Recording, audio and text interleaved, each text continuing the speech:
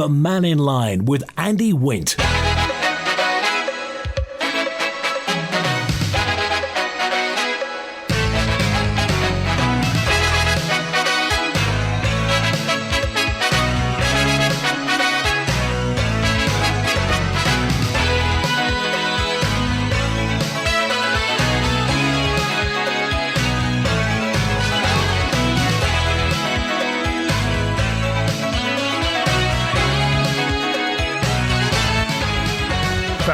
Good afternoon. Welcome to Mannin Line on Manx Radio. Well, we're open line today. Remember, Monday will be, a sort of open line. Rob Callister, MHK, is going to be in. So I'm sure we'll plenty to talk about then. And in the meantime, the floor is yours. Whatever you want to mention, whatever's on your mind.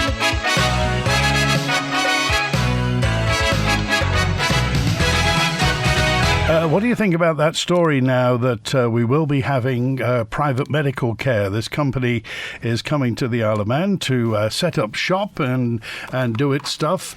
We haven't had a private ward at the hospital for a long time now. I think was it before COVID, and certainly during COVID, it was repurposed as a COVID ward. Residents of the Isle of Man could have access to private medical care. The Gauche Medical Group setting up practice here and plans to open by the start of next month, offering a range of services including adult and paediatric ADHD assessments, private GP appointments, access to specialist service for people who would normally have to travel to the UK. Well, certainly I don't know whether you spotted the news about the fact that we're short of midwives. We have a midwife shortage on the Isle of Man. Manx Care, the chair, says the maternity services are understaffed. They're looking at how to address a midwife shortage on the Isle of Man. They've acknowledged there are staffing issues within maternity services. We were contacted by that father, do you remember, a few days ago, when the Manx Care people were on Mannin Line, who was talking about his stay.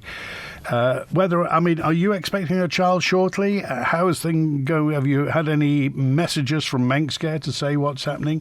Is your appointment going well? Let us know. They're the future, those babies, aren't they? Neil's first with us today. Hi, Neil. Good afternoon, Andy. I'm looking at the island's biosphere status, and I just wonder what sort of affiliation our government seems to have to it. If anybody's travelling on the Douglas Road today, they will see the ongoing devastation of woodland, which is north of my property a little bit. Already 18 deciduous trees have been removed. I've been counting them. And I've just come down the road today, and there are 3 large Douglas fir. I looked from the roadside, looked over, and the diameter of the tree trunks is over 6 foot wide. I actually went in and paced it. Now, these trees, not only are they long-standing and have been there for, I would say at least 150 years, but they also accommodate a roosting colony of bats, which are meant to be afforded protection under the wildlife protection legislation. I just wonder, does government actually value this biosphere accreditation, or is it just a joke? Just tell me that. Whereabouts exactly is this happening? On the Douglas Road at Netherby. The area is owned by Mr. Philip Richards and Hartford Homes. And just to simply accommodate their development plan, which is actually on an area which is classified as open space, they've been granted permission to develop under the umbrella of national interest. So, and this actually constitutes green gap between Castletown boundary, which is my hedge and that hedge of my neighbours, and the on Ronaldsway Industrial Park, which starts at the Sefton Hotel. But the fact they just chopped down these trees today, which are a bat roost colony, I think it's appalling. Absolutely disgraceful. You're right. I mean, is that absolute fact that there is a colony? Absolute fact. Yes, an absolute fact. I worked with senior government analyst Mr. Bernard Irving, who was actually a founder member of the Manx Bat Group. And Bernard used to spend many evenings at my home. Unfortunately, he's had a stroke now, and he's sort of he's fine, but he's in care. But Bernard would come down with his recording equipment for the last 20 years or so, and he would record the different species of bats which were in this woodland, note where they were going, try and calculate numbers. And it was actually in the planning report that the bats had to be protected, and Hartford Homes said they're going to provide bat boxes, but the houses haven't been built yet, and the roosting trees for the bats have now gone. So where does that leave the bats? In no man's land. They talk about the UNESCO Biosphere being very precious, a very special place, important that we keep it the way it is. Now, you would assume that all this is within the scope of the biosphere, wouldn't you? Well, I would think it should be, but I think it's just been completely ignored. I do a lot of cycling around the island, Andy, and I go out with a few friends at the weekends, and everywhere I go I see not just diseased ash trees, which I understand have to be taken out, and hopefully they will replant a more suitable species, although some ash now are becoming resistant to it. But they're ripping out ancient hedgerows. Around the back of Santon, on which near the Mary Begg site, there's a footpath that's actually been diverted now. But there were tall hedges down there. They're 8 and 12 foot high, full of sloes, rose hips, and bramble, everything.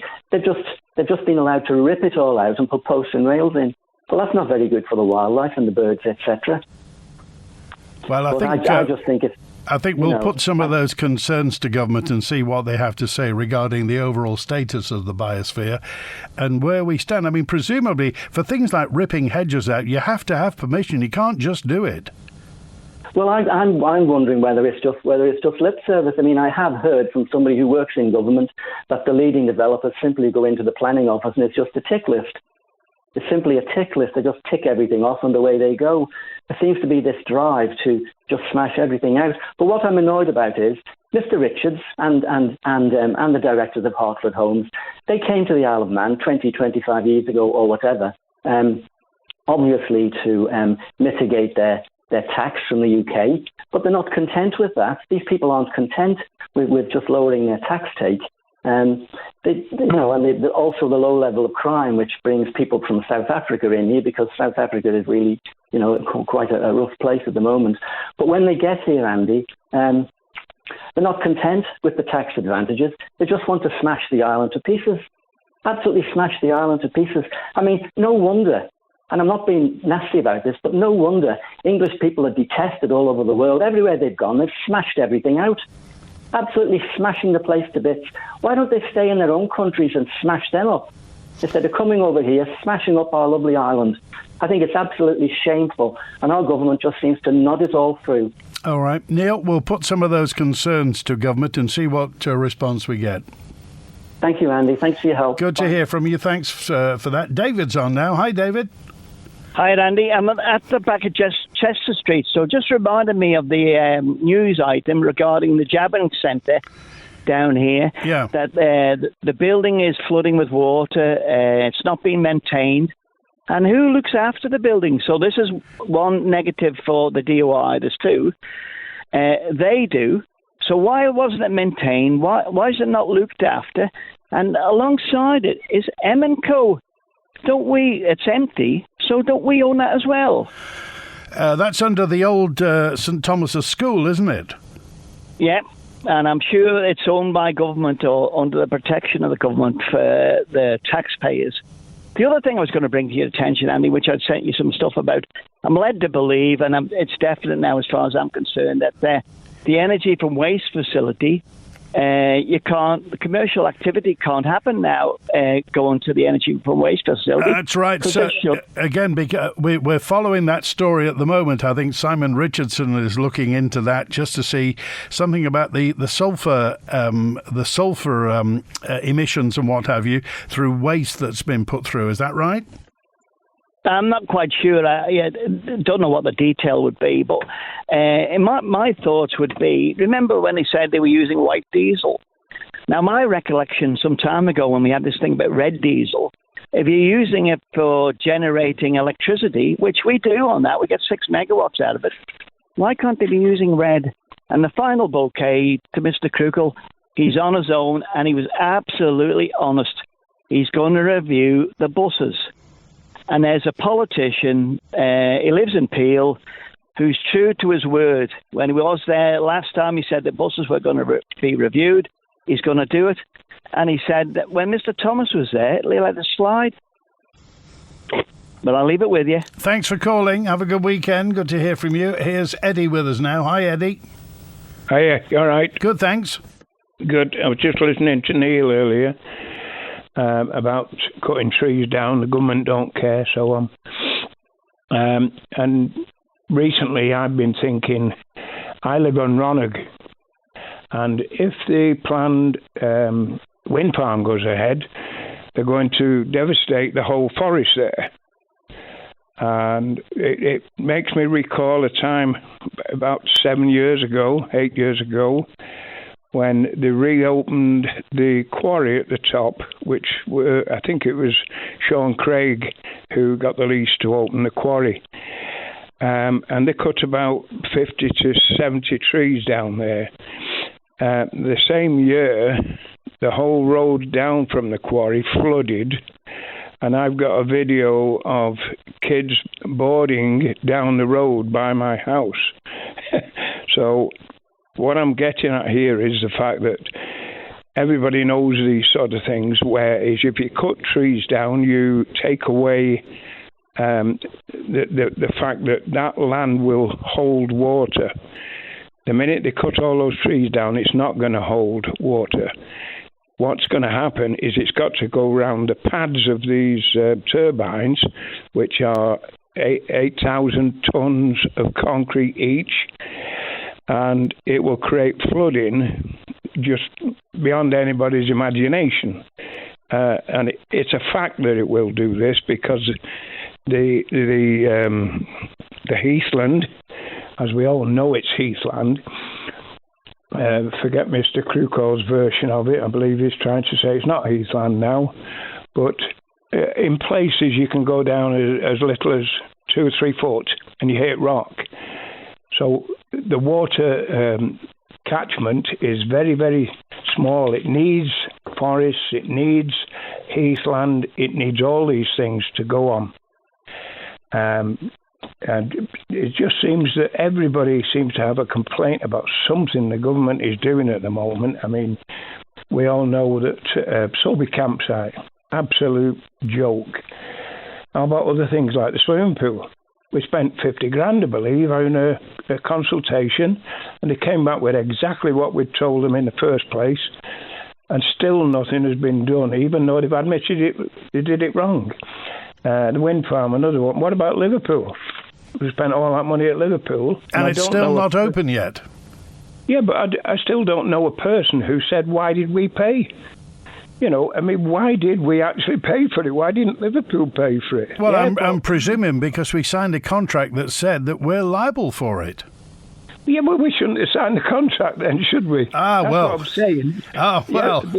Yeah, it's endless, Andy. Electric cars on the boats.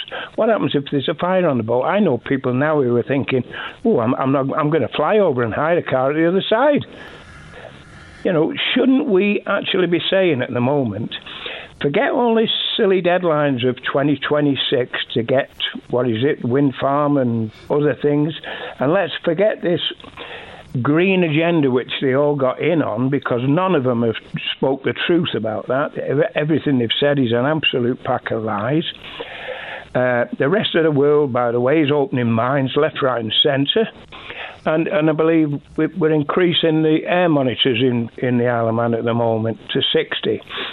Well, the air that we breathe is coming from other countries. The water that we swim in is coming from other countries. So why on earth are we wasting money again? Nothing that we do here. Do you know what the percentage is? 0.8 of 1%. That's the Isle of Man. Right? That's a fact. No matter what we do is going to make any difference in the world. It's what happens to the rest of the world that counts. We should be holding back and watching, because the world is in a bit of a state at the moment, isn't it? They're going to we're like a pack of lemmings at the moment, the Isle of Man government. I think we should have a vote of confidence, because nobody seems to have any confidence in them. So what do you think the government's got right recently? We're 2 years on. Nothing. They haven't got a single thing right. I mean, look at the promenade, it's not even finished. You could go on and on and on giving reasons for the mess. Electric cars, I just cannot believe My daughter's a scientist, and she's told me over and over again there's 5 deadly chemical elements. Lithium and cadmium are there, and they're asking us to sit on half a ton of them things. I mean, who in the right mind would want to sit on half a ton of lithium? Well, they're very popular in Norway.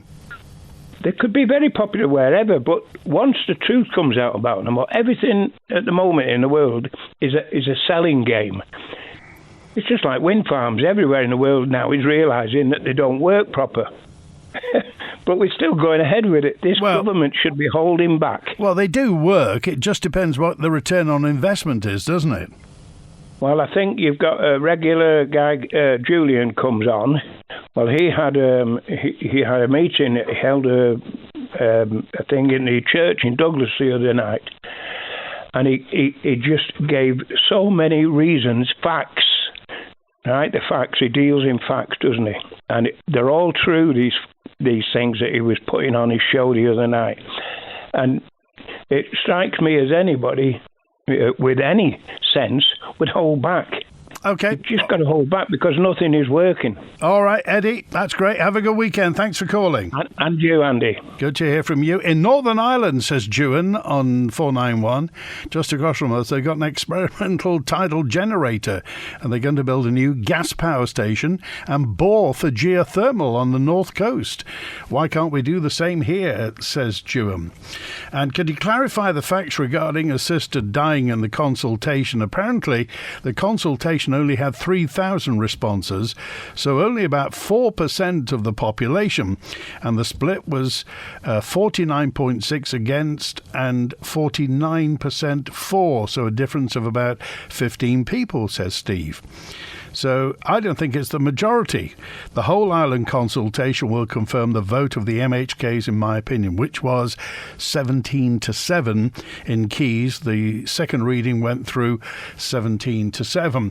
Thank you for that, Steve. Good to hear from you. Hello. I'm just wondering whether nobody took any notice of Charles Gard when he was on the Mannin Line and reported to us that an incoming minister could overturn any decision made by Tynwald in their debates and passed by Tynwald with a majority.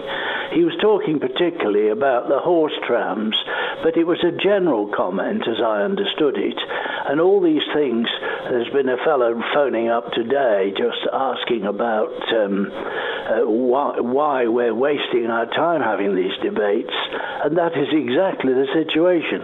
If we have a government or a system whereby members any incoming minister can just overturn a Tynwald decision which has been voted by a majority as a policy, then of course the whole thing is complete and utter madness. And as long as they can get away with this, what's the point of it all? And as he said, what's the point in people even bothering to phone up with their views or give their views to their politicians or any consultation which the government cares to put out? I rest my case. Have a word with Charles. Get him on again. Thank you. Goodbye. Good to hear from you. Well, the invitation's always open to Charles Gard. He's always, put it this way, never short of an opinion, and informed and experienced opinion that it is too. Well, Rob Callister's on Monday talking about, the whole situation, really. Rob Callister experienced MHK. Of course, he's had ministerial portfolios, was chair of Onken Commissioners as well, one of the two Onken MHK. So if you want to get a word in with Rob Callister, either call on Monday or indeed you can leave a message on the answer phone, as that caller did just now. The answer phone is 682-631. 682-631. Leave your message, and in the meantime, if you want to send an email out of hours, i.e. out of midday through till 1 weekday, email manninline@manxradio.com, and it'd be good to hear from you, of course. So while we're on the air, you get through at studio@manxradio.com, or call 66 13 68, or email or WhatsApp or text. If we have a private medical practice, will they have their own surgeons, anaesthetists, nurses, or will they be taking our NHS staff, says 785. Well, if you work for the NHSC, of course, you've got a contract. It states various things. And presumably, if any work is done for this private medical practice, then it will be done under contract as well. They're blaming the weather for Richmond Hill. Why don't they tell the truth? They're struggling to get tarmac. Is that the real reason, says Michael? Well, it's not finished yet. It was due to be finished last Friday, 27th of October. And now it's going to be a wee while longer. So continue that journey up by the Energy from Waste plant. An enormous tree, says 808, was removed at the exit of the NSC car park to make way for EV chargers. There's a relentless march towards having no financial services available on the Isle of Man, says Scott, for small traders that sell online. You can't use Stripe. You can't use Shopify payments, which is the integrated payment system from Shopify, which enables additional features for selling worldwide. And more recently, Isle of Man residents can no longer open accounts on Etsy, as you have to sign up for an Etsy payment account, which isn't available to Isle of Man residents. So how are small businesses supposed to set up and sell online? Didn't know about Etsy, Scott, and I wonder why that is, why it's not available to Isle of Man residents. Again, that's a question I'll just put out there. If anybody's got any information on why that is and why certain things aren't available, Shopify payments and what have you, then by all means do get in touch. Ken's with us now. Hi, Ken. Hi, afternoon. The Heysham terminal. Yeah. What's wrong with it? Having passed through, I used to travel quite regularly. I've been the odd time now. I was through there last month. What's wrong with it? You know, it's not like an airport where you're going to get fleeced. You know, the boat comes in, you get on it, and you're off. Which make the boat journey shorter. Well, this is this MP, isn't it, in the northwest, who wants it tarted up? Well, yes, but you know, as long as we don't pay for it. But bear in mind, going back in memory time now, 45 years ago, that railway line was due for closure. And the only thing that kept it open was the nuclear power stations. They were going to take, because Lancaster was going to be declassified as not a stopping place. Right. But the line was going to get shut. But that little branch line goes through to Morecambe, doesn't it? Well, yes, and then it could stop. Right. And the guy, it's a nice old-fashioned, because the guard's got to get out and change the points to go on the branch line down to Heysham. Yeah. It's still used, isn't it? I mean, that you can still get sail and rail from there, though you have to wait a while. Yeah, I know that. Once a day. There is no train at night. So the train comes in, the train brings passengers to the boat. So if the boat's actually an hour late, you can catch the train because the train hasn't arrived yet, because it brings passengers to the departing boat. What, for the 2:15 in the afternoon boat? Yes, right. Yes. Because if you arrive on time, you've got about an hour to wait. Yes, you have, yeah. So, but there's no night train. And I think it was one of those lines that they used to run a train at once a week or something down to Heysham there's something about keeping railway lines open for not used. I'm just trying to remember, was it about 10, 15 years ago they took the cover off the platform? Yes, probably, yes. Because now it's just got one of those natty little bus shelters that everybody crams into if it's raining. Yes, but you can wait in the cafe area and wait until everybody's got off the train, and then you can go forward. So do you think there's anything that if they found some money in the northwest around Heysham, Morecambe, Lancaster, that they could do to make it more presentable and more snazzy then? I can't think of a single thing, to be honest. You don't think they could just? It's not very optimistic when you drive up to it though, and you're confronted by two nuclear power stations, and the first word you see is terminal. Well, yes, there is that, but having been in and out of there lots of times, it doesn't bother me because I used to work there. But it's the actual more worrying thing is the pylons, the wooden pylons are all disappearing. And there's some Peel Port's going to have to spend some money to reinforce that pier or the quay. Because that's where the cattle used to run off, underground and things like that. And I think one of the ships went into, and there's a big space for the wooden pylons. But I don't know. That's back to our friends at Peel Ports. Presumably, they've not said they'll pay for upgrading Heysham, so maybe it'll be something coming out of their council funds over there. Yes, yes. And the only reason the dredging thing is to keep the water inflow for the nuclear power stations. They're only dredging the area where the dry dock used to be, and the power stations were built on the dry dock area, so they've got to dredge that so they don't suck in mud. So that's the only real dredging that's going on. All right. Anyway. Thanks, Ken. Okay, bye. Good to hear from you.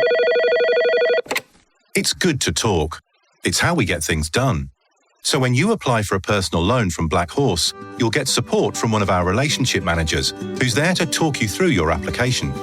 You could borrow up to £50,000 with up to 7 years to pay it back, and you could receive your money within 24 hours of approval. Ready to talk? Go to blackhorseoffshore.co.uk to request a call back today. Finance subject to status. Applicants must be 18 or over. She found Miss Emily French murdered.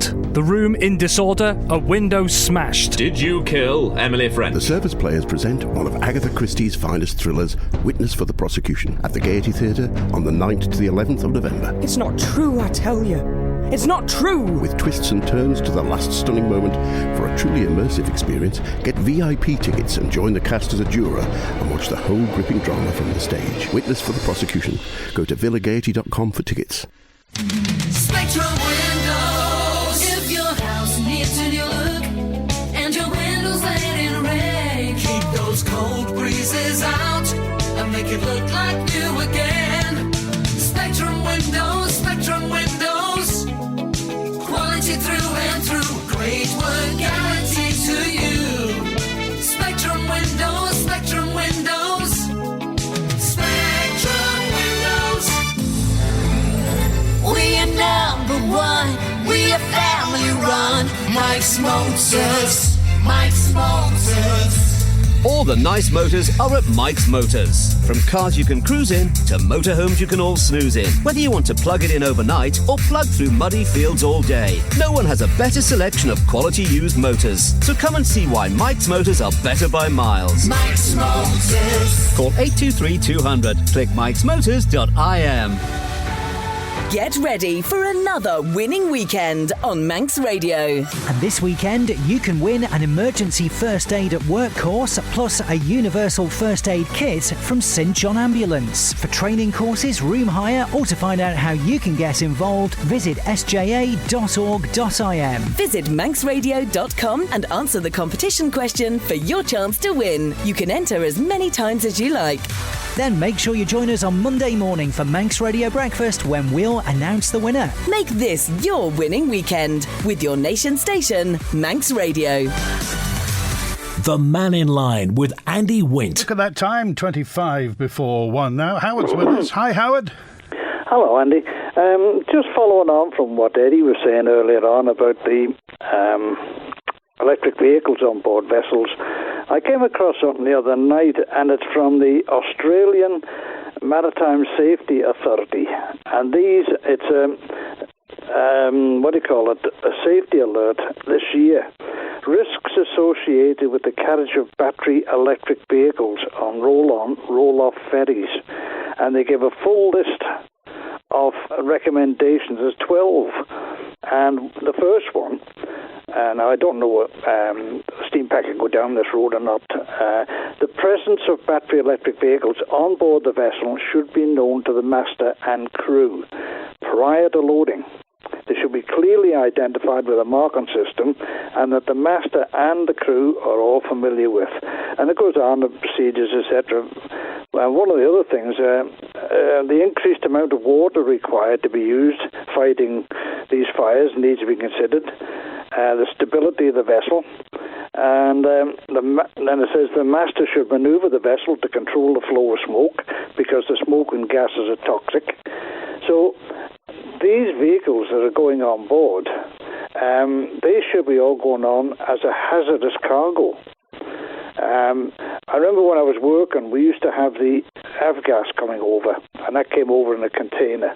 It was, perfectly safe until something goes wrong. But that was only carried on a certain day of the week, and it had to go back on that day. We would have to empty that tank at the farm at the airport, and then that would have to be taken back down and shipped away again. Degassed in a sense. It would have to be shipped away because it was considered hazardous cargo. Now, I don't know how the steam packet are working their systems now, but it got so bad that, we started bringing it in by Mezeron, as it was then. It was lift on, lift off. But that's why you'll see these the red mark on the top of the bridge at various places like that.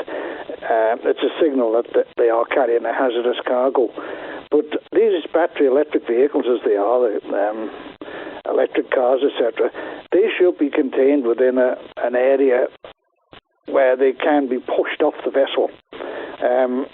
I know it's going to be difficult, but there's very little you can do to put them out because they generate their own oxygen as they're burning and giving off toxic gases, so it's not the best of places to be running around with a hose pipe in your hand, especially on board an enclosed ship. I smiled when they said about the no lifeboats, but they're going to use the slides, but they're putting 750 people on board just so that for safety for the winter instead of 900. But if you got those slides, you can only launch them on one side of the ship if she's listing. And that's 700 people going into one big platform at the bottom of it. It's a similar situation that if an aircraft comes down, there's several of these open up, and but you're sliding down onto terra firma. Yeah. Here, in the shipping, you're on a movable surface, what they call a live load, and you're coming down. It could be in a force 7, 6, or more. I wondered about that, and I would have thought, and somebody put me right yesterday, the slides, they're not straight down. Apparently, they're like, they're kind of like a slide as you go. You go from side to side as you go down. You don't go straight down. But just the length of them, because I believe these are coming from something like deck 7. Yeah. So you've got a fair old fall down there, but just the weight of those things as they stand are going to have a curvature in them. Yeah, but also, I mean, how would they know if it's clear at the bottom? When you go down the slides, when you go down the flumes at the NSC, there's somebody sitting at the bottom to tell the person at the top that person's got to the bottom. Yeah, I don't know whether these are enclosed, but normally in an aircraft situation like that where the chute will come out, one of the crew will be at the bottom anyway, and they'll have control of the system. It's not something that's going to be just, go on, hurry up, jump out. But in the panic that they get off, you only need someone to go down with high heels on or something like that. They're supposed to take your shoes off. By the time they get to the bottom, it's like a colander. And, if they're sending 7 people down at once, heaven knows what's going to happen. Yep. Well, I see them having practice with it with the Mannin in the harbour, and that's in calm water. But if you get this thing out in the middle of the Irish Sea bobbing up and down, I hope to God it never happens. I know it's equally difficult with a lifeboat, a substantial lifeboat, but at least you've got something there at the end of the day. And it must have been approved by the UK. But going back to the battery ones, if you look at it, it's a website, DCV Safety Alert, and it's Australia. And it's quite good reading. It says the safety alert provides guidance to operators of domestic commercial vessels on risks associated with the carriage of battery-powered electric vehicles on roll-on, roll-off, and how best to deal with these risks. Now, are our government at arm's length still studying this, or they just hoping it will go away? Because the risks here, and it does high voltage shocks, direct flames, toxic gases, it's frightening. Well, I mean, we don't want to tempt fate, but the consequences, if anything were to go wrong, I mean, first of all, there's the situation with the vessel itself, but also our position. We need that boat. Oh, yes, very much so. But that a vessel can be replaced. But if you've got 700 people on board and electric car goes up, panic on board, and it's difficult because you could be anywhere. I know they can turn around for a medical emergency and come home again, but for an emergency like that, you only have to look at Luton Airport. What a mess that made in a very short period of time. Well, fingers crossed. All right, thanks, Howard. Have a good weekend now. But have a look at that. And DCV Safety Alert it is, yeah? Yep, that's it. And it's Australian Maritime Safety Authority. Okay, all right. Thanks, Howard. Take care. Bye now. 18 minutes before 1. Fenella says, Andy, can we have some good news today? Please give us some good news. Well, Gabriel Singer works at Nobles A&E as a nurse and is competing in the World Powerlifting Congress World Championships today, representing Great Britain. To do this, he had to compete at a British Powerlifting Union qualifier, had to come top 3 in his class at the British Powerlifting Union British Championships in July. And Gabriel's quite modest, apparently, and wouldn't be telling anybody about this, but I thought some good Manx news to go along with the team competing at the Home Nations this week, and I'm sure he won't mind me telling you. Yes, 11 island competitors are heading to Northern Ireland this weekend. The Isle of Man's powerlifters are relishing the opportunity to compete for the first time and at an event that's going to pit them against top opposition from the UK.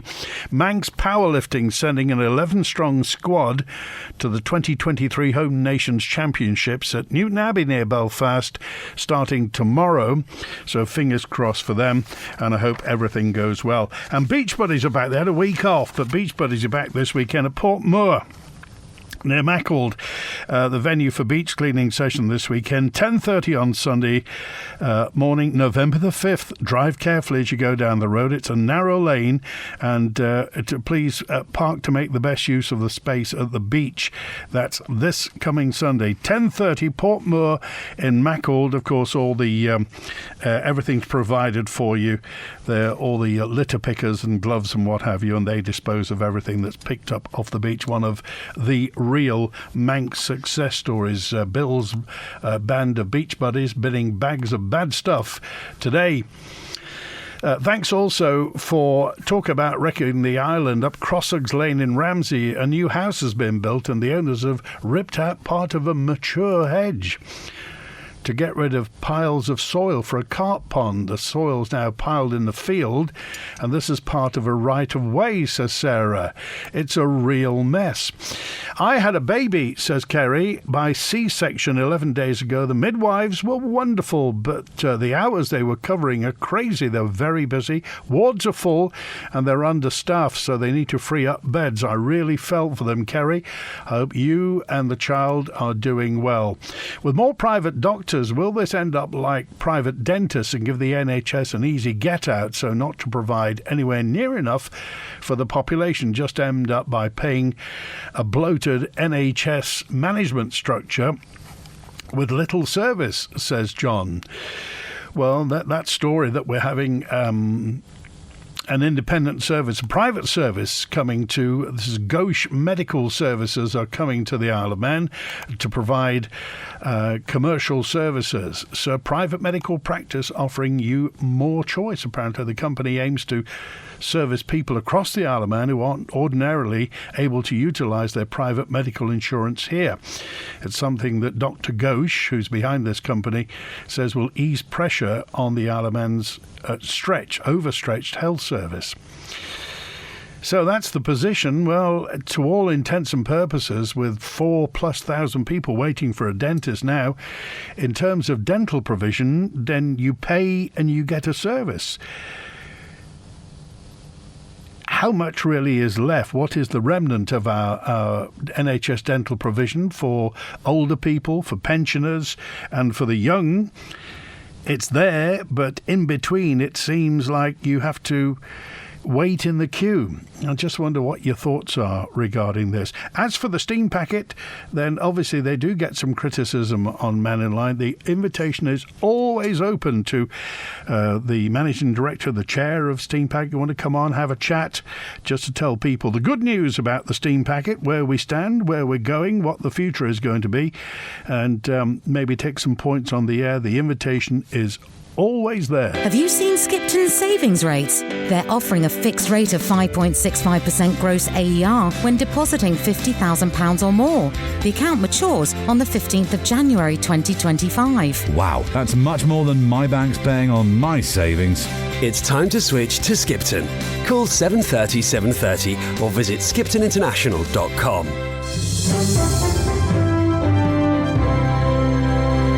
No withdrawals allowed until maturity. Interest is paid annually and upon maturity. Skipton International is licensed to take deposits by the GFSC and is a participant in the Guernsey Banking Deposit Compensation Scheme. Details at dcs.gg.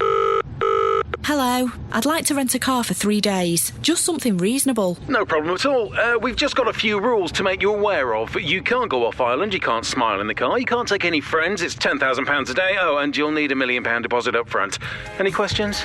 Renting a car doesn't need to be so difficult or expensive. With prices from just £50 per day, speak to Rex Rental Company or book online at rexrental.im. Rex Rentals. I'm so glad to hear that. There's a new way to Subway with 2 fantastic menus. Which will you go for? The all-new Subway series with 15 irresistible creations like the Big Bombay Sub, Great Goddess Salad, Emperor Wrap and Big Cheesesteak Sub Melt. Or create your own. You pick the ingredients you want and build your own sub, salad or wrap the way you want it. There's a great mix of healthy and indulgent menu items available from Subway and ShopRite Port Erin. Your home is your castle, and we think that too. So when you're thinking of new flooring, think Castle Carpets. With over 50 rolls of stock and thousands of samples to choose from, let us carpet your castle. Call 842 480 or visit the showroom in Peel. When the Mannin Line's not on air, call Manx Radio to leave your opinion for broadcast on 682 631. Few people can have managed to avoid being affected by the tragic events taking place in Israel and the West Bank in recent weeks. The suffering and pain being inflicted is hard to imagine in our peaceful island, which hasn't witnessed war and bloodshed for many decades. We have little power to influence these events, but should we not at least consider what's happening and use our comparatively small political voice to bring about change? One MHK certainly thinks we should, and she tells us why on Perspective this Sunday at 12 noon on Manx Radio with me, Phil Gaughan. Does our close neighbour, Northern Ireland, offer hope for a peaceful future? The Mannin Line with Andy Wint. 11 minutes before 1. Roger's on now. Hi, Roger. Hi, good afternoon. I'm just, I was in ShopRite Victoria Road yesterday, and I was talking to a current employee there of a sort of management level he is. And we were just discussing in general the ShopRite saga, and he was telling me, amongst other things, that, for example, you know, all the hot food and things will go.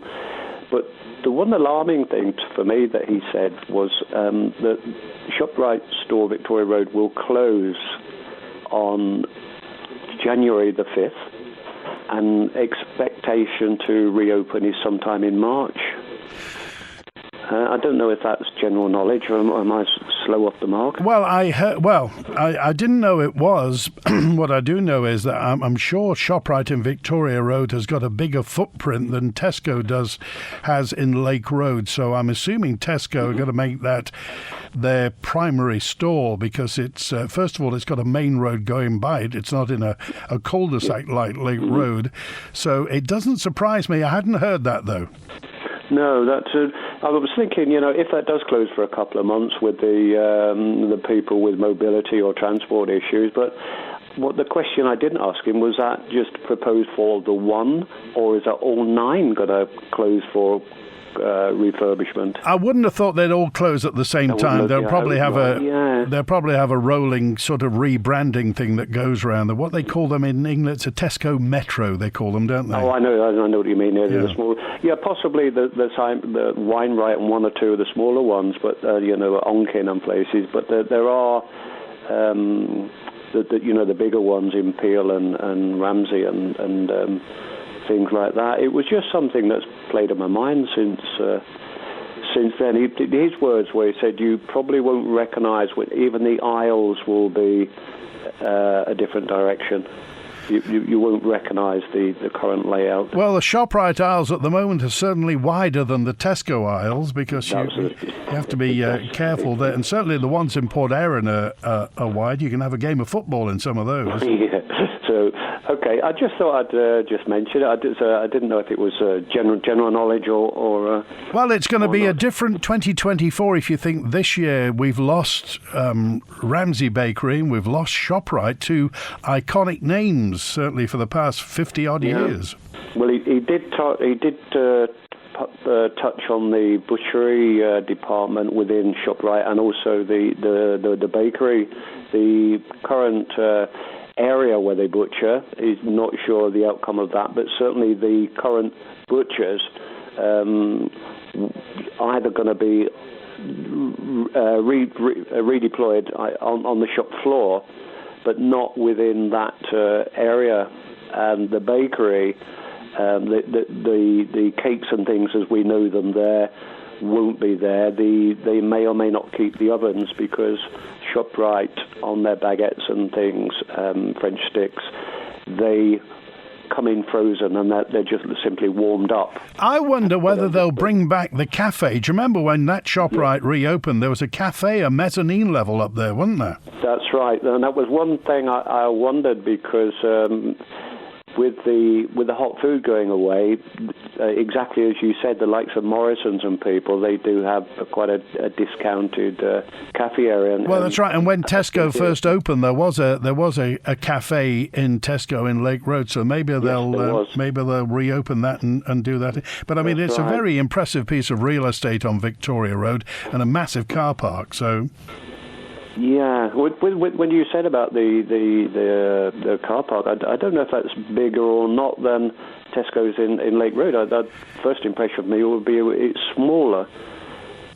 Yeah, it may be, but there's a lot of parking around the outsides as well, so no doubt that will all be... and nobody's quite said, I mean, there are lots and lots of ShopRite assets outside of the shops, not least the ShopRite chalets that are at the back of Victoria Road and the petrol station there. Well, that's the other issue now, is will they be applying for petrol? From memory, I think they applied in Lake Road to double the size of the shop by going two-tier and installing a fuel facilities, but that was rejected, I think, wasn't it? I think that was on traffic concerns for Lake Road. Yeah, sure. Okay, all right. Thanks for calling today. Have a good weekend. Good to hear from you. A note in from Hillary, who just said you were talking about the Southern Pool and said we were going to hear from Lawrence Vaughan Williams, but we never did.